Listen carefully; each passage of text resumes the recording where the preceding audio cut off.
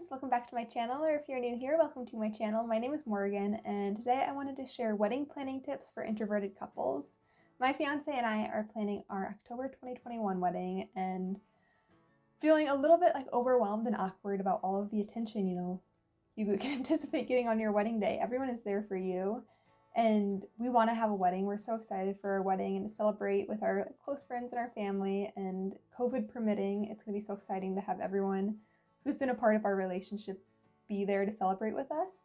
So for us, eloping or doing a tiny courthouse thing wasn't our preference. We wanted to have the wedding. We just needed to make some tweaks to make it more suited to who we are as people. And I know there are a lot of other introverted couples who are probably in the same boat. You want to have the wedding, but you also aren't necessarily comfortable with every single detail that comes with most weddings. So that's kind of where these tips come in. I'm going to break this video into two sections: things to do during the ceremony to kind of help cater towards your introversion, and things to do during the reception. And of course, take these with a grain of salt. Do the ones you want to do, don't do any of them if you hate them.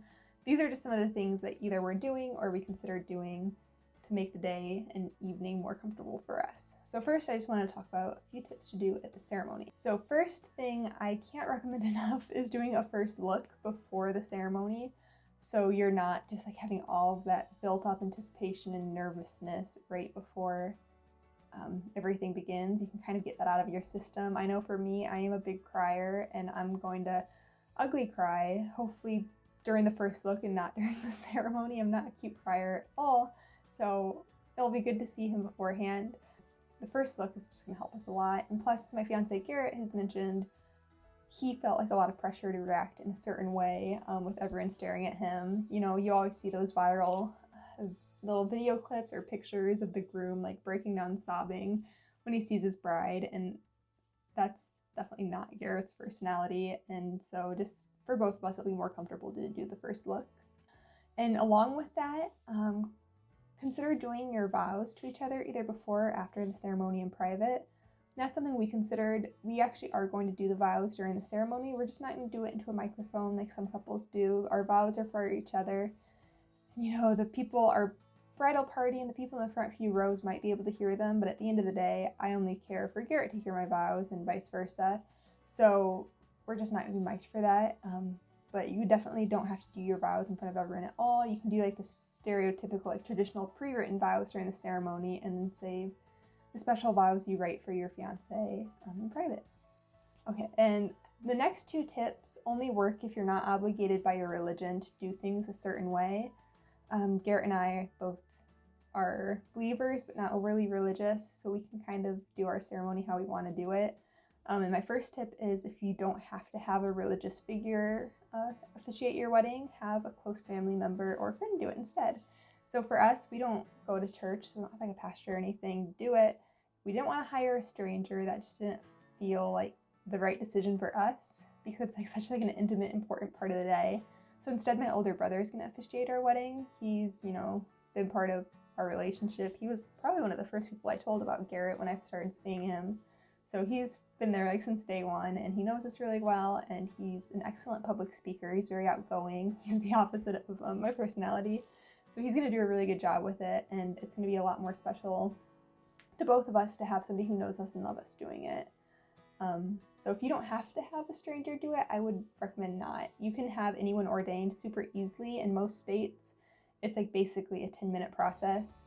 Don't quote me for every single state. Definitely do the research for wherever you're getting married at, but where we're getting married, it's gonna be no problem to have my brother do it. And along with that, if you're not religiously obligated to have a really long ceremony, shrink it down as much as you can. I don't think our ceremony is gonna be any longer than 10 or maybe 15 minutes. I know some religions have the really, really long ceremonies, and for me, that just makes me so anxious to think about. So even if you are religious, maybe you could have a talk with your the church or wherever you're getting married, and then is there any way we can shorten this even by just 15 minutes? And hopefully they'll be willing to work with you. I really don't have much knowledge about that the realm of wedding planning, planning a religious ceremony, but fingers crossed they'd be able to work with you. Okay, and finally, the last tip for the ceremony is try to have as small of a guest list as you can without discluding anybody. Garrett and I, when we first got engaged, we're like, we're gonna have the smallest guest list, like maybe 75 people, until we realized how many cousins we have and how many of our cousins have kids. And we want kids at the wedding. I know some people do kid-free weddings. So our wedding party ended up being like, our wedding guest list is like 125 people, but most of that is family. I've got a really large Catholic family who I'm very close to and I love very much, so I'm so happy to have them there with us. So moving on to the reception, I've got a few tips. I filmed a TikTok video about introverted wedding planning, and a lot of people commented right after the ceremony, go into a private room with you and your new husband or wife and have dinner while everyone else is like getting seated and having a cocktail hour. That way you definitely get your meal. You're not being pulled every which way by people like, oh, we have to do this, we have to do this. You're gonna get to eat, but also that's like the time you're gonna get together to kind of decompress and prepare for 3 or 4 hours of socializing. So I don't think we're gonna do that because I do want to eat with our bridal party. So instead what we're doing is, I think it's called King Arthur seating. I'm gonna put like a little diagram here. So you know at most weddings you have the head table, usually it's like at the head of the dance floor or something, and all the other tables are around looking up at it. So the King Arthur would have like a long table in the middle of the room with round tables for the guests all around, and at that long table Garrett and I would be at the head of it, and then, you know, our bridal party, and we're also having our bridal party's significant others or dates sit with them, just so no significant others or dates feel awkward or uncomfortable. I have been that person before where I had to hurry up and make friends at a wedding where, you know, Garrett's been in the wedding party and I couldn't sit with him, and as an introvert that hurts.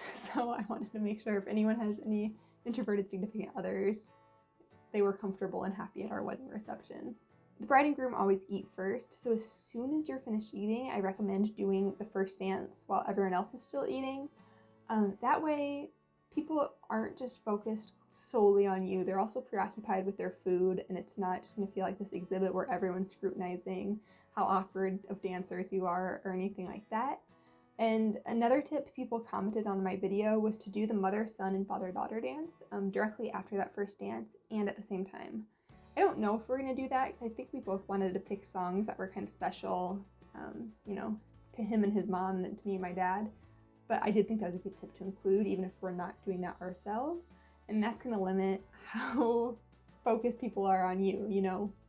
The people who are there for your spouse, his close friends and his family would probably be watching him and his mom dance, whereas the people there for me, like my close family and my friends, would be watching me and my dad. So it divides the attention, and I think it's a good tip even if we're not going to do it. Another thing at the reception is skip anything you don't want to do. I know there's like the stereotypical things people do at wedding receptions. You are not obligated to do any of those. So I'm talking about like the garter toss, the bouquet toss, the dollar dance. We're skipping all of that. It's just not in our personalities really. Especially like the garter toss. From like the time I was a small child, I would get so much secondhand embarrassment from the garter toss. I hated going to weddings for that reason. It just made me feel like uncomfy and like I was witnessing something I wasn't supposed to witness. It was like the new groom climbed up his bride's dress. So we're not doing that. I considered doing the bouquet toss just because as a guest, I always really liked the bouquet toss because I'm really competitive and there's like something so gratifying about being the one to get the bouquet. But then the decision, I just decided like, let's just skip that anyhow. We might decide to do it, but probably not. And then we're also skipping the dollar dance, which I made a TikTok about that and found out a lot of people don't know what the dollar dance is. Here in like the middle of the Midwest, every wedding I go to does the dollar dance. And basically, people line up to dance with either the bride or the groom, and they pay $1 and get a dance with them for like 25 or 30 seconds. And it's so cute because all the aunts send the little kids up with their dollars to dance. And it is really like sweet. But the dollar dance basically just means they're gonna have rapid fire small talk for 10 minutes at a time where you only have like 20 or 30 seconds with a person. So they're gonna come up to you and be like, oh my gosh, congratulations, how are you feeling? And you're gonna say the same thing over and over again, which for an extroverted person, I feel like they would thrive during that. But for Garrett and I, both of us are like, oh my gosh, oh no, we do not want that. And so we're not doing it. And I think that's gonna be okay. So one thing I forgot to mention early on for the reception is don't feel pressured to do that grand entrance where like the DJ announces the entire bridal party and then the bride and the groom, and usually they do like the cheesy spin coming in, or like they like shotgun a beer like the groomsmen, things like that. I think for some personalities, those entrances are really fun and cool, but I feel like every wedding I've gone to, you can tell who in the wedding party is like super introverted and feels awkward about it. And I know I would be that person where they're like, oh no, she feels awkward, and some of the bridal party would as well. So we're just gonna like casually meander in there without like the big announcement. I don't feel the need to be announced or have people like clap for me or anything. I would feel so awkward. So we're not doing that. And the last tip I have for the reception is to have other activities besides dancing. So we are getting married at a Girl Scout camp and kind of like leaning into the adventure camp theme, and it will be in early October. So praying for good weather. We're gonna have fires outside where people can make s'mores or just sit around the fire and talk, and also lawn games like cornhole/bags, whatever you call it, and maybe a big Jenga game, the game with like the golf balls on the string that you throw. Just other things for people to do, so you don't feel pressured to be out into the dance floor. You can be going around from station to station. You can dance for a song and then go play long games and then go make a s'more. And it just gives you room to kind of move around and breathe. But basically my big takeaway from this video, or what I wanted it to be, was your wedding day is yours. You get to call the shots and you get to decide how things are gonna go. Please don't let people pressure you. I know it can be really easy to feel pressured, especially if that pressure is coming from people who are helping contribute to the wedding day financing, but just remind everyone you want it to be the best day of your life, and you want to feel comfortable and supported and loved in the decisions you make. And most people who you might feel like are pressuring you have your best interests in mind, and they're just they're projecting kind of what they would want onto you. But if you just remind them like, hey, that's not actually what I'm comfortable with, most of them hopefully would back down. So you get to call the shots, you get to make your day what you want it to be. You can do all of the stereotypical wedding things, you can do none of them, you can do something completely different. A lot of people on my TikTok were commenting, oh, we're having a Sunday brunch wedding. The wedding starts at 9:30 and everyone's gonna be gone by noon and we're gonna go on our honeymoon. It doesn't have to be a big extravagant night. It can be, say it with me, whatever you want it to be. So just make your day yours and don't feel any pressure from anyone, because it's you and your fiance's day. So as long as you're happy, that's all that matters.